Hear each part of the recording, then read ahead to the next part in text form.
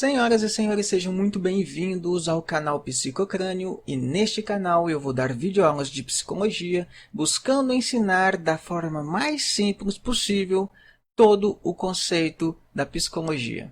Nesse primeiro vídeo nós vamos falar sobre a psicologia comportamental, mais especificamente. Eu vou fazer uma série de vídeos sobre a psicologia comportamental, pelo menos com os princípios mais básicos, os princípios que formam a espinha dorsal da psicologia comportamental. E a nossa primeira aula é sobre reflexo inato e propriedades do reflexo.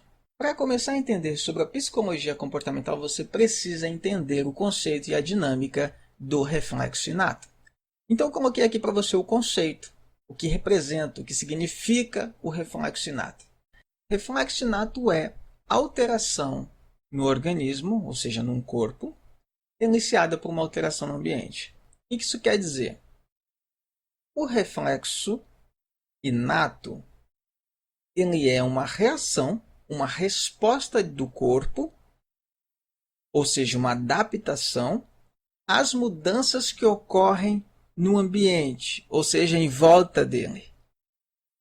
E por que esse reflexo do qual nós estamos falando não é um reflexo qualquer, é um reflexo inato?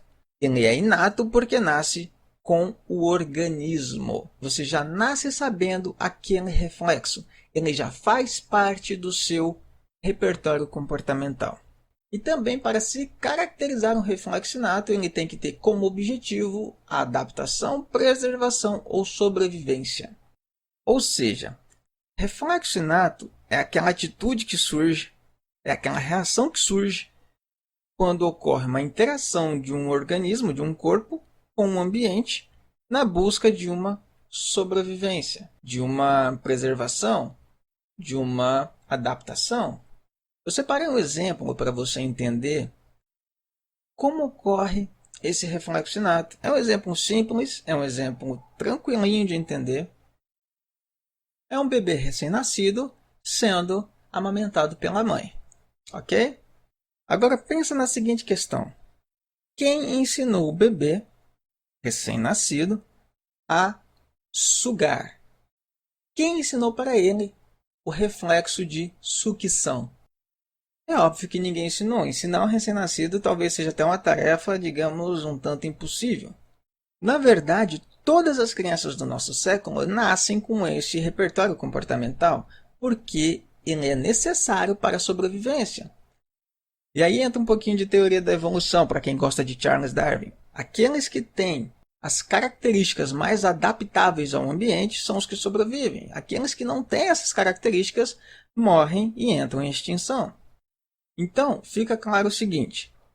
Reflexo inato é uma atitude, uma reação, uma resposta, a gente chama de resposta na psicologia comportamental, diante de uma alteração no ambiente. Nesse caso do exemplo, a alteração do ambiente é colocar o seio na boca de uma criança. A resposta é a sucção, ou seja, uma alteração no ambiente leva a uma alteração no organismo.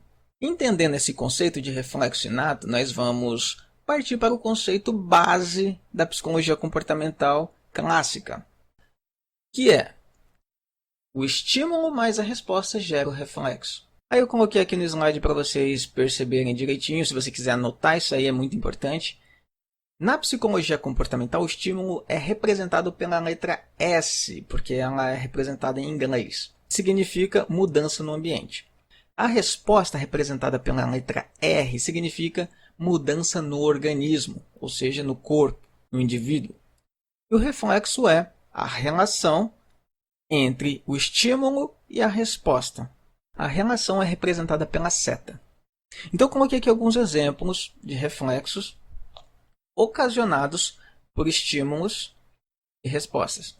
Dá uma olhada aí nesse quadro de exemplos que eu coloquei abaixo.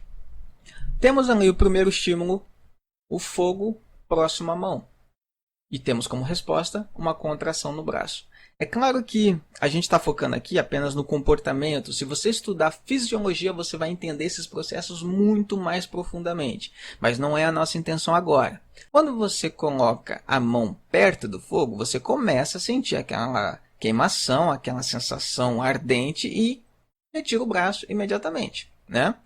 Você teve um estímulo e você teve uma resposta. Ou seja, por que essa alteração no ambiente, esse fogo, gerou a resposta de contração do braço? Óbvio, porque você não quer se queimar. Porque você não quer que esse fogo cause feridas. Aqui tem mais alguns exemplos. Tá, agora a gente vai para outro conceito base também, que é a intensidade do estímulo e a magnitude da resposta. Eu não sei por que eles usaram duas palavras diferentes para o mesmo conceito. Intensidade e magnitude. As duas palavras, tanto a intensidade quanto a magnitude, referem-se à quantidade ou força. Como é que você mede a intensidade do estímulo? No caso do barulho, é a altura em decibéis. Se o barulho é muito alto, a magnitude da resposta também vai ser alta, certo? Se o som não é tão alto, a magnitude da resposta também não vai ser tão alta, vai ser uma medida proporcional. Aqui no canto direito você pode ver uma relação de estímulo e resposta que eu acho muito interessante. A pupila está aqui no tamanho normal, certo? Aí ele recebe o estímulo de luz e a resposta é uma contração pupilar. A pupila dilata porque ela precisa captar mais luz.